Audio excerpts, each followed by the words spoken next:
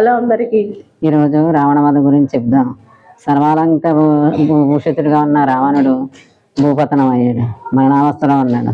చాలా దారుణమైన పరిస్థితి.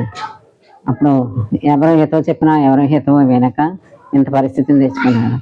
ఇంత దూరం వచ్చాక తిరిగి లేదని తన అహంకారాన్ని కాపాడుకున్నాడు. లంకను స్వర్ణమయమైన లంకను పతనం చేశాడు. అప్పుడు శ్రీరాముడు లక్ష్మణుని చేరపిలిచి, లక్ష్మణ రావణ బ్రహ్మ దగ్గరికి వెళ్ళి ధర్మం చెప్తాడు వినిరా అన్నాడు. లక్ష్మణుడు ఆశ్చర్యపోయాడు. రావణుడు ఏమి ధర్మం చెప్తాడు? అంత దుర్మార్గమైన పని చేశాడు. సీతమ్మని అపహరించి మనకి ఇంత కష్టం తెచ్చాడు. అతను దగ్గర మనం వినవలసిన అవసరం ఏంటంట. అలా అనుకు లక్ష్మణ, అతను శివభక్తుడు, మహాశివభక్తుడు. అతను ఈ సీతను అపహరించి ఈ నష్టం తెచ్చుకున్నాడు. వినిరా అని వెళ్ళమంటాడు.